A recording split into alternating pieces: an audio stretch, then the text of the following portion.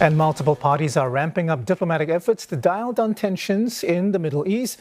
Jordan's foreign minister concluded a rare visit to Iran with a plea for an end to the escalation of violence. Ayman Safadi said the region needs to be able to live in peace, security, and stability. His visit follows a flurry of diplomatic activities by the United States and its partners to prevent further regional escalation following the assassination of Hamas leader Ismail Haniyeh in Tehran. Now, even so, countries including the U.S., France, and Saudi Arabia have urged their citizens to leave Lebanon at the earliest. Now, we are joined by Aaron Miller. He's a senior fellow of Carnegie Endowment for International Peace. He's a former U.S. State Department diplomat who advised both Republican and Democratic administrations on the Middle East. Thank you very much for joining us, Aaron. Firstly, I'd like to refer to your recent post on X, where you said that we're closer than ever to a genuine regional war involving Israel, Lebanon, Syria, Iraq, Iran, Yemen, and potentially the Gulf. I mean, could you elaborate on this heightened risk and what the scenario might entail? Yeah, thanks for having me. I did tweet that out on X. I also said that none of the parties want it, and I'm not predicting it. You know, unlike death and taxes, this war is not inevitable. But there's no doubt we are closer to the kind of escalation that could easily spiral out of control. The two things to watch in the coming hours or perhaps days is, number one, what is the nature of the Iranian coordinated response?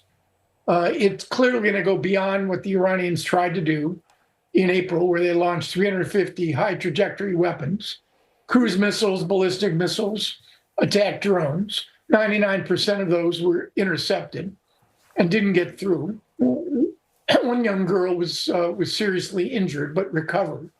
Now, I think, given Israel's recent actions, particularly the assassination of Ismail Haniyeh on Iranian soil in an IRGC, Iranian Revolutionary Guard Corps compound, against the backdrop of the inauguration of a new Iranian president, the Iranians are determined to do damage. And the real question is, what are the targets?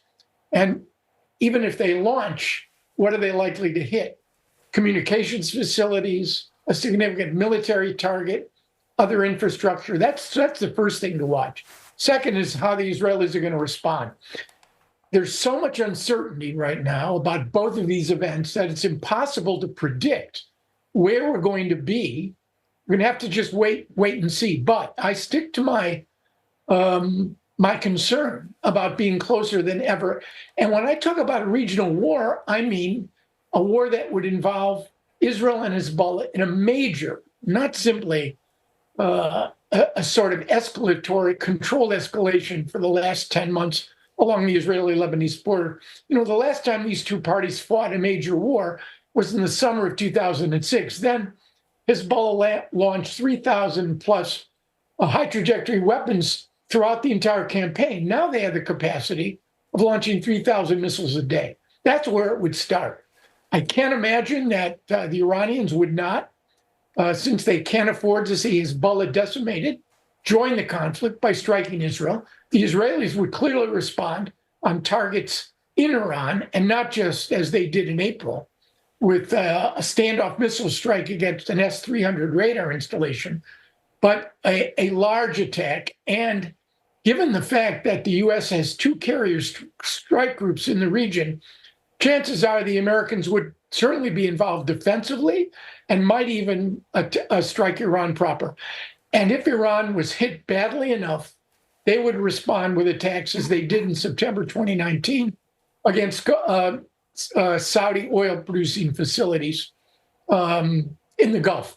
So you could have what you've never had before, a multi-front war, and Yemen as well, with the Houthis launching missiles and the Israelis responding, as they have several weeks ago. Aaron, I want to ask you... That's the fear, that's the concern.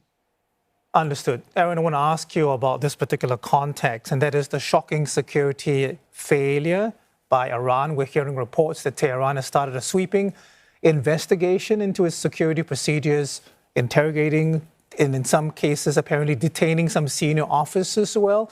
Now, is the purge going to have any implications for Iran's immediate and strategic goals? It's an interesting thought, Ben. It really is, because if you're the Iranians, you're figuring if your strike is too successful and you end up with civilian casualties in Israel, given what the Israelis have done, both in Beirut and in Tehran, and if the reports are true, the Iranians claim it was a standoff missile strike. Other reporting suggests that the Israeli Mossad actually planted an explosive charge in that compound 2 months, and it was detonated remotely. I mean, you got to figure that almost every senior Iranian official is now somehow vulnerable to personal attacks, and nothing concentrates the mind than the reality of an existential threat to your person.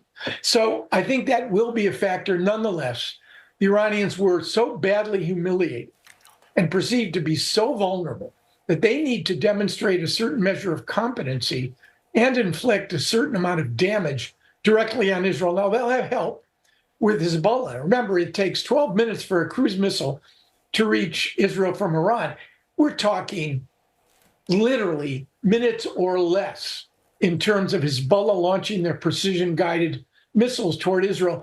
And whether or not Israeli air defenses can cope with 3,000 high-trajectory weapons launched in a single day or day by day is unclear at this point. So again, not predicting the sort of region-wide war, but closer, clearly, than we ever have been. So, I mean, we know that Foreign Minister of Jordan has made the trip to Iran. We know G7 foreign minister has been urging de-escalation. I mean, is there any way the Middle East can step back from the brink? It's really hard to imagine.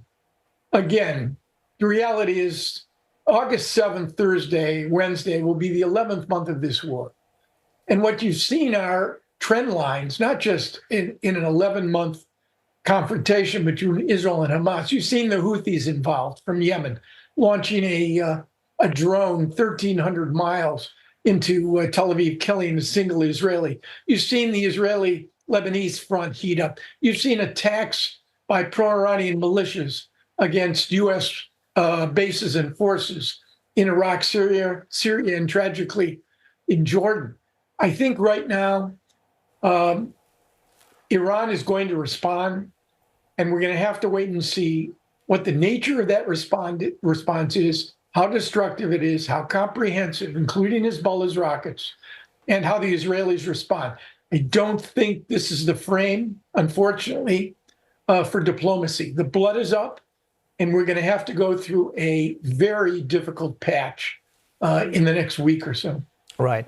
Aaron, you spent many years doing diplomatic work in the region, in the Middle East, I mean. And when countries call on their citizens to leave as soon as possible, I mean, I count 10 at the moment, and that number possibly will grow. What does it actually mean? Tell us the level of concern and the level of alarm when diplomats tell their citizens to go as soon as you can. It's precautionary, clearly. But again, when you have a situation in countries like Lebanon, when the host government is not capable, through no fault of its own, given the nature of politics in Lebanon, where Hezbollah is the most important political and military actor in the country, the host government is not capable of protecting, even with a large, robust Lebanese armed forces, but not capable for political reasons of maintaining control over its own territory, let alone protecting foreign embassies and foreign nationals. What you don't want to have is the need to evacuate large numbers of your citizens during an actual military confrontation.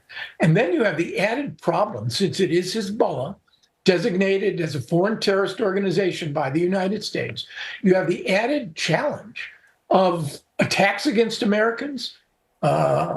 We just watched the largest hostage exchange, prisoner exchange since the end of the Cold War between Russia, the United States, and several other nations. You have the real possibility of hostages being taken. So these are precautionary measures, and I think they're wise. In Lebanon, it's a travel warning at level 4, which means do not travel and leave the country. Aaron, in a recent interview with CNA, U.S. Secretary of State Antony Blinken said that the U.S. was not involved in the assassination of the Hamas leader. Just want to play this clip for you. Let's listen first, and then we'll continue our conversation. This is something we were not aware of or involved in. It's very hard to speculate, and I've learned over many years never to speculate on the impact one event may have on something else. So I can't tell you what this means. I can tell you that the imperative of getting a ceasefire, the importance that has for everyone remains. And we will continue to labor at that for as long as it takes to get there. All right, so you have interacted with 7 Israeli prime ministers in the past, Aaron. What does this reveal about U.S.-Israel relations right now? They're tense, and there's a degree of anger, I think, in the Biden administration as a consequence, not necessarily of the Israeli strike in Beirut. I mean, 12 Druze children and teens were killed by presumably an errant Hezbollah missile launched at a Druze town in the Golan Heights. And the Israelis responded with a limited strike in the southern suburbs of Beirut against a very senior military advisor, very close to Hassan Nasrallah, the political head of Hezbollah. But the strike against Ismail Haniyeh is another matter. And yes, the Israelis have a list. There's no question about it. They had a list after the killing of 11 Israeli athletes in Munich. They had a list in 2002 to 2004 of preeminent Hamas officials. And they went individual by individual, killing Ahmed Yassin, the spiritual head of Hamas, and others. And they have a list now in the wake of October 7th. And they're checking off the list. Salah Haruri was killed in Beirut. A senior Hamas official, Mohammed Daif, was reported killed, and now that death is confirmed. In Khan Yunis, he was the deputy military head of Hamas.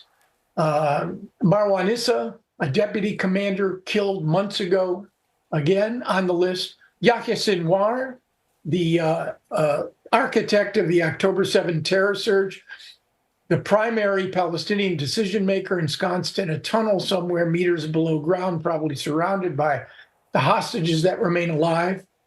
Ismail Haniyeh was the political head of Hamas. He was on the list.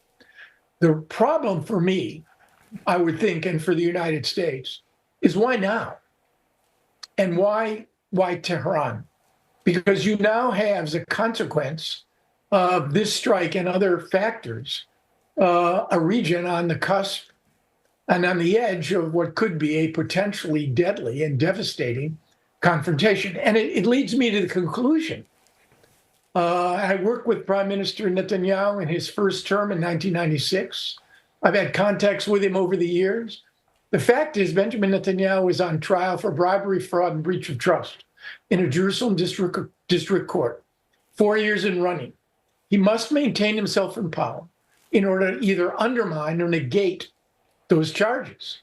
And if he doesn't, he's either going to be convicted, and there's precedent for this. Ehud Olmert served 14 to 16 months for one of the charges that the prime minister is accused of, or he'll cut a plea deal, which will drive him out of politics. My point is that staying in power, extending the war, creating victories by killing Haniyeh, for example, and other Hamas leaders is, in my judgment, now very much in his interest. I'm not arguing he wants a massive regional confrontation, but the longer this war continues, the better the chances are that accountability for Mr. Netanyahu, having presided over the single bloodiest day for Jews since the Nazi Holocaust, and the greatest intelligence failure in Israel's history, there will be a reckoning and accounting once the war winds down. So it's a question of priorities. Mm-hmm. And right now, I don't think, and Prime Minister makes his own decision, that All right. his priorities are not strategic. Understood. Aaron, thank you. We have to go. Thank you very much for the update. We await further developments with a degree of fear and trepidation. We were speaking with Aaron David Miller, Senior Fellow at the Carnegie Endowment for International Peace. He's a former U.S. State Department Middle East analyst and served as a negotiator in Republican and Democratic administrations.